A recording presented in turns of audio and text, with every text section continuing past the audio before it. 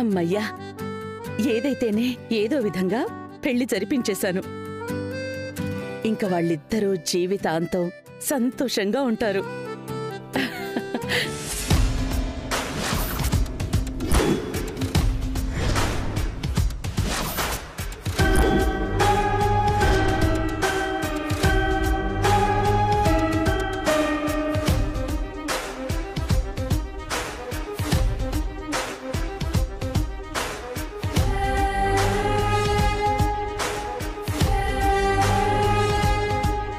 నీ చూపులకి అర్థమేంటి? నిజం చెప్పనివ్వకుండా నన్ను బంధించి వాళ్ళ పెళ్లి చేశావు. ఇక వాళ్ళిద్దరూ జీవితాంతం సంతోషంగా ఉంటారని మురిసిపోతున్నావు. కానీ కార్తీక్ ఇంట్లో కడుగు పెట్టగానే నేను నిజం చెప్తానన్న విషయాన్ని మర్చిపోతే ఎలా? రాధికతో కార్తీక్ పెళ్లి చేయడం కోసం నువ్వు ఎన్నెన్ని ప్లాన్లు చేశావో అవన్నీ నేను వాడితో చెప్తే జరగబోయే పరిణామాలని మర్చిపోతే ఎలా అమ్మా? నిజం బయటపడిన తర్వాత కార్తీక్ రాధికని మెడపట్టుకుని బయటికి గెంటేస్తాడు. ఈ జన్మలో నీతో మాట్లాడు. ఈ భయాన్ని మర్చిపోయి హారతులు, దిష్టి గుమ్మడికాయలు ఎలా రెడీ చేస్తున్నావమ్మా?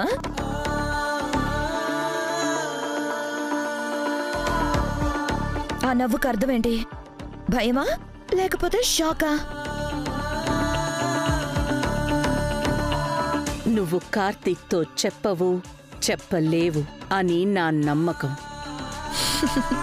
నీ పిచ్చి నమ్మకానికి నవ్వొస్తోందమ్మా.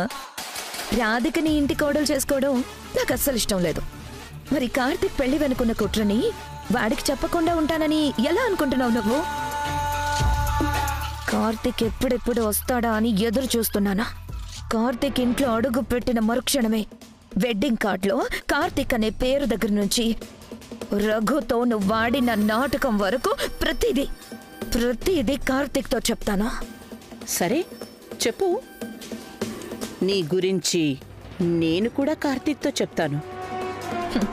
నేనేం చేశాను నా గురించి కార్తీక్తో చెప్పడానికి? ఆ రోజు నీ నిర్లక్ష్యం కారణంగానే పల్లవి ప్రాణాలు పోయాయని కార్తీక్తో నేను చెప్తాను.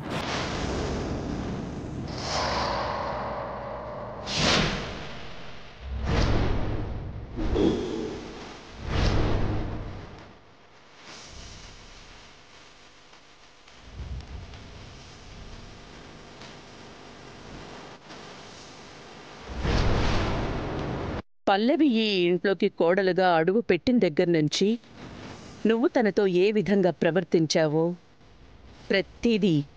ప్రతిదీ నేను కార్తీక్తో చెప్తాను. నేను రఘుతో నాటకం ఆడించి రాధికా కార్తీక్ల పెళ్లి చేసినా అది వాడి జీవితం బాగుండడం కోసమే చేశాను. అందుకు తల్లిగా నన్ను వాడు క్షమిస్తాడు. కానీ నీ నిర్లక్ష్యం కారణంగా పల్లవి ప్రాణాలు పోయాయి అని తెలిస్తే కార్తీక్ నిన్ను క్షమించను కూడా క్షమించడు. ఆ విషయం గుర్తుపెట్టుకో. అన్నిటికంటే ముఖ్యంగా ఇంకొక విషయం గుర్తుపెట్టుకో. అప్పుడు పల్లవితో ప్రవర్తించినట్టు ఇప్పుడు రాధికతో ప్రవర్తించినా, తనని బాధ పెట్టినా నిన్ను కన్న కూతురువని కూడా చూడ్ను. నేనేం చేస్తాను అది నీకే వదిలేస్తున్నాను.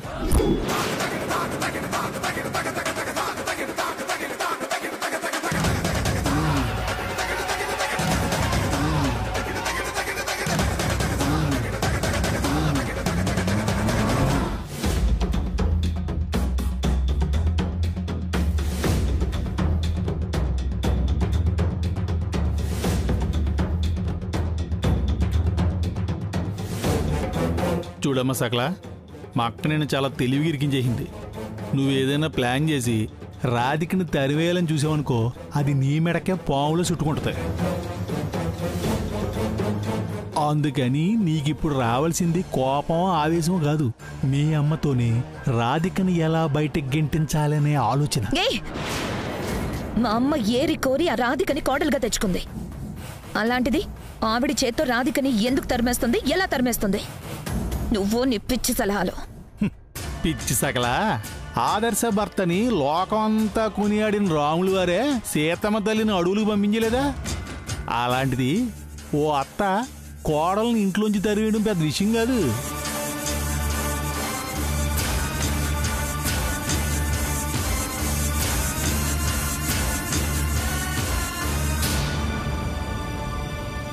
ఆలోచించు.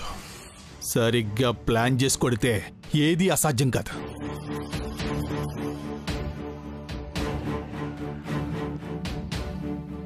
మీ అమ్మ చేత్తోనే రాధికను బయటికి గెంటించేసావనుకో, అప్పుడు ఈ జన్మలో రాధిక ఈ ఇంట్లోనూ కార్తీక్ జీవితంలోనూ అడుగు పెట్టలేదు.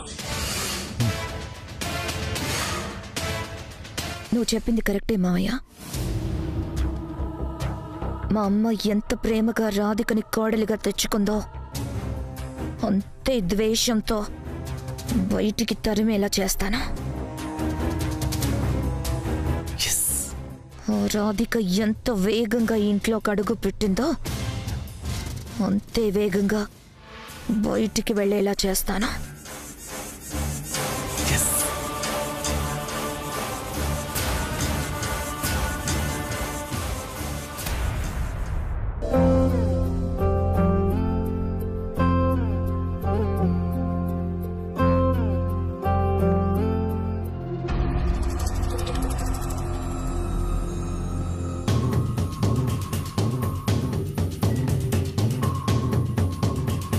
ఈ గుమ్మడికాయ బెల్లం కాంబినేషన్లో కూర వండుకు తింటే మామూలుగా ఉండదు. నా సావిరంగా అదిరిపోద్ది. గుమ్మడికాయ మొహమోడా, గుమ్మడికాయ అదిరిపోవడం కాదు, రాధిక ఇంట్లో అడుగు పెట్టిన తర్వాత మనిద్దరికి అదిరిపోద్ది, బెదిరిపోద్ది. మర్చిపోయావా ఏంటి? హాయ్ బాబాయ్, నిజమే కదా. ఆ రాధికకి మనకి మధ్య పచ్చగడ్డేసినా పచ్చి మంచినీళ్ళు పోసినా బొగ్గు బొగ్గును మండిపోయే పాత కక్షలు ఉన్నాయి కదా వంకిత. ఏంటో మనకి మొగుడు యముడు అయిన ఆ పిల్లకి ఇలా దండలతో స్వాగతం పలకాల్సిన దరిద్రమైన పరిస్థితి వచ్చింది. ఇలాంటి కష్టం ఏ విలన్లకి రాకూడదు.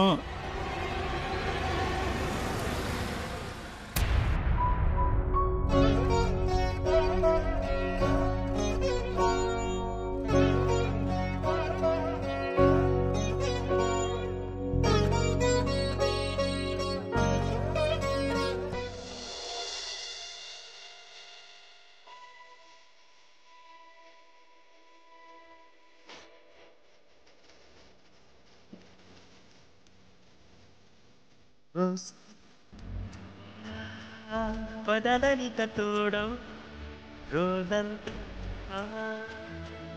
వెలుగులిడు నీడం దారెత్తే చేతికి తచ్చే ఒక సాత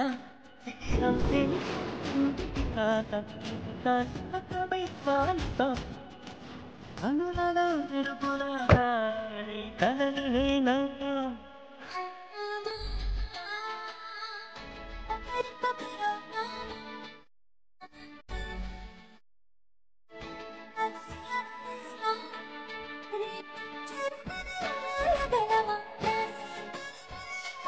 పద.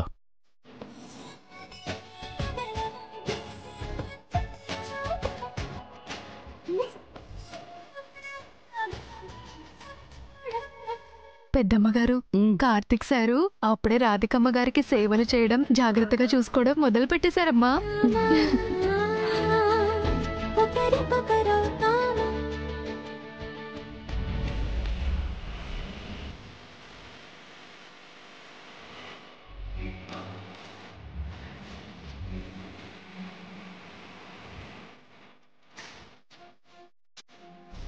నాన్న ఒక్క నిమిషం. నా తిష్టే తగిలేలా ఉంది. చూడముచ్చటగా ఉన్నారిద్దరు. అమ్మా, నువ్వు విషం తాగావని తెలియగానే మేమందరం చాలా భయపడిపోయాం. దేవుడి దయ వల్ల నువ్వు కోలుకుని హాస్పిటల్ నుంచి క్షేమంగా తిరిగొచ్చావు. నీ రాకతో నిజంగా మా ఇంటికి పండగొచ్చినంత సంతోషంగా ఉందమ్మా.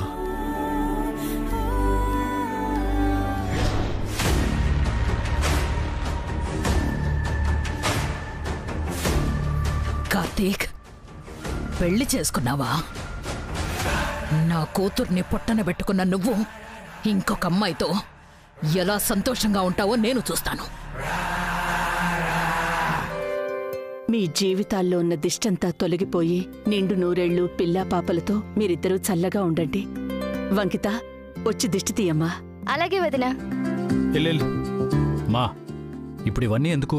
భార్యతో కలిసి నువ్వు మొదటిసారి ఇంట్లో అడుగు పెడుతున్నప్పుడు ఇవన్నీ ఆచారాలు కదరా. అమ్మా, అబ్బాయికి ఎడం పక్కకు వెళ్ళండి.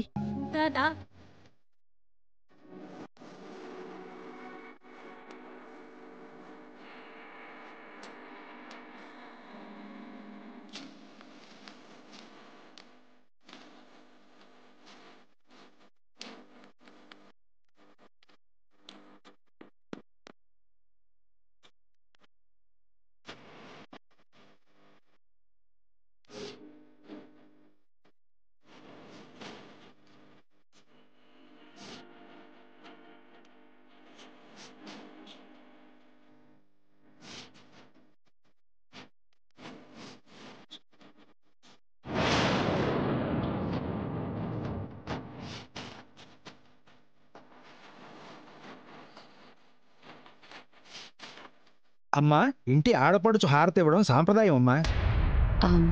సకలా, సకలా,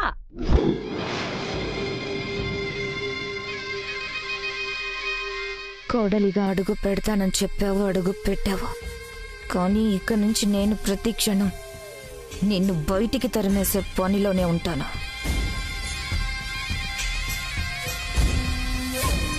ఏంటి? మీ తమ్ముడికి మరదలికి నీ చేత్తో హారతివ్వు. సాంప్రదాయం అంట.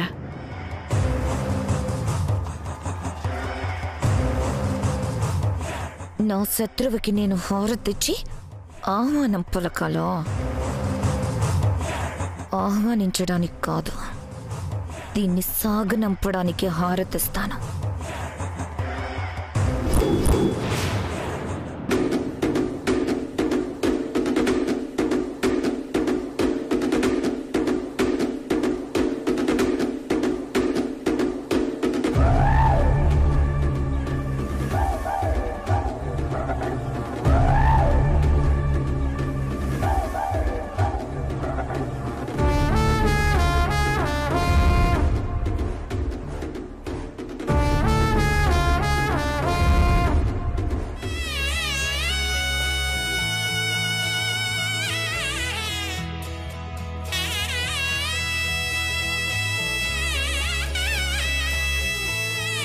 ఇద్దరికి బొట్టు కూడా పెట్టమ్మా.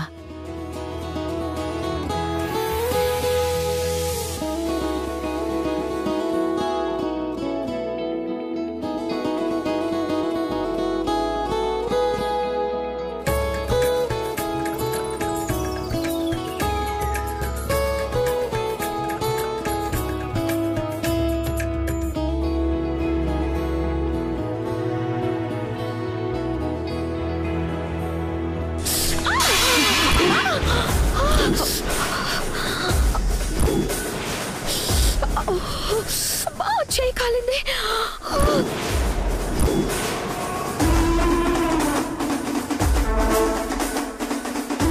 సకల, రాధికకి బొట్టు పెట్టకుండా అలా హారతి నేలపాలు చేసావేంటి? చెయ్యి కాళ్ళు ఏం చేస్తుంటే జాలి కూడా లేకుండా ఏంటమ్మా నువ్వు? అది కాదు, నువ్వు బొట్టు పెట్టకుండా. మా పర్వాలేదు, ఏం కాదు, నువ్వు టెన్షన్ పడకు. లోపలికి పదండి. బాబు బాబు, ఒక్క నిమిషం. అమ్మాయి అబ్బాయి ఇద్దరూ దండలు మార్చుకోవాలి. ఇప్పుడు ఈ దండలు ఇవన్నీ ఎందుకండి? కొత్త దంపతులు మొదటిసారి ఇంట్లో అడుగుపెట్టినప్పుడు శుభకరంగా ఇద్దరి మెడలోనూ పూలదండలు ఉండాలి. ఓం బాబు, దండలివరా? అలాగక్క, ఇదిగో తీసుకో. అమ్మా రాధికమ్మా, నువ్వు నా కూతురు లాంటిదని దండ తీసుకో అమ్మా, తీసుకో.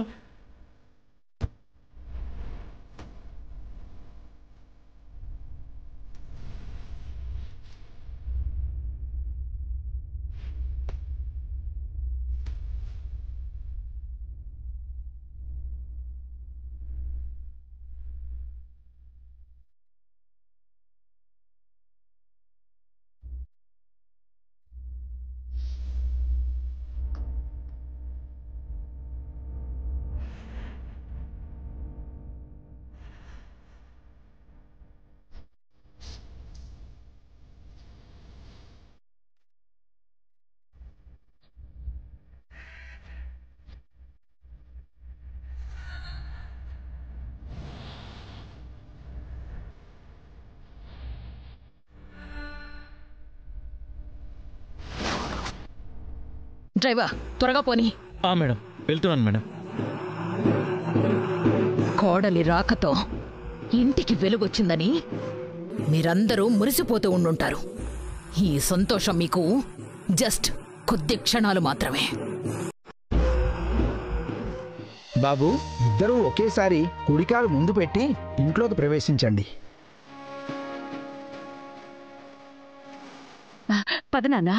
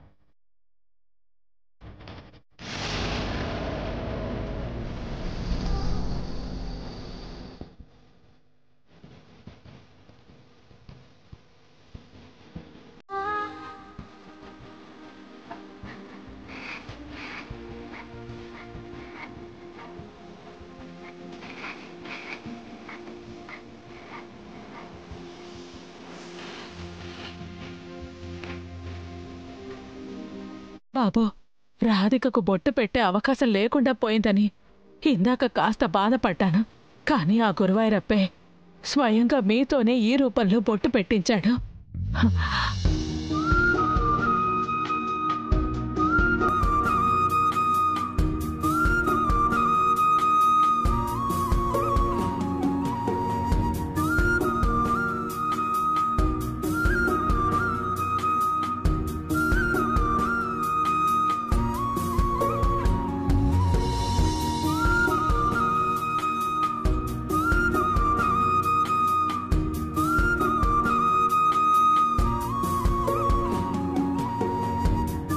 దీనికి సుడి మామూలుగా లేదనుకుంటా.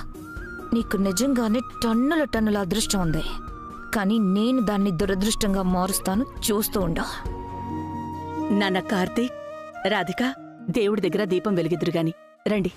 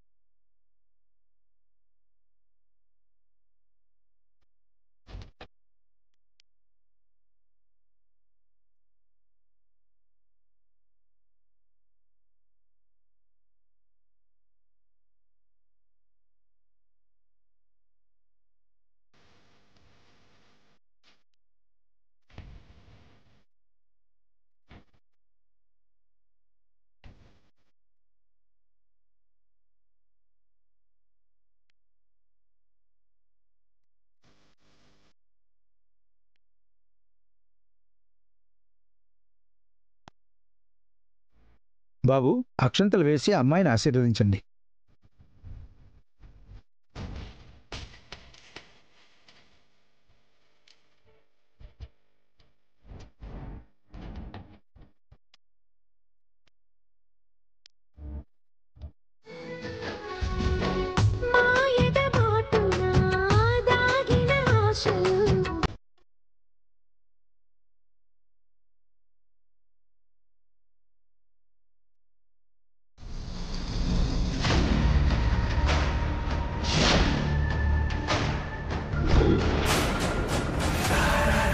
త్వరలోనే నిన్ను చంపేస్తాను.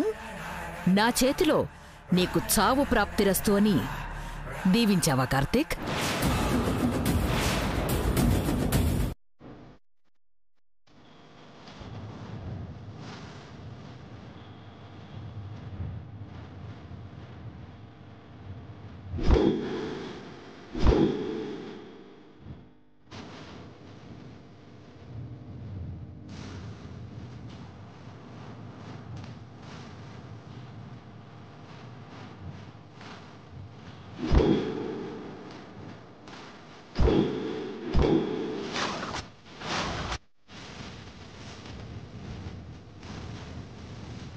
కాంచనవల్లి, బుద్ధుందా నీకు? ఏం మాట్లాడుతున్నావో అర్థమవుతోందా? శుభమా అంటూ పెళ్ళయ్యొచ్చిన ఆడపిల్లని పట్టుకుని ఏంటా మాటలు? నీకు కోపం ఎందుకొస్తోందో నాకర్థం కావట్లేదు ధర్మావతి. నీ కొడుకు చేసే పని అదే కదా. ఆ రోజు నా కూతురు ప్రాణాలు తీశాడు, ఇక రేపో మాపో ఈ రాధిక ప్రాణాలు తీస్తాడు.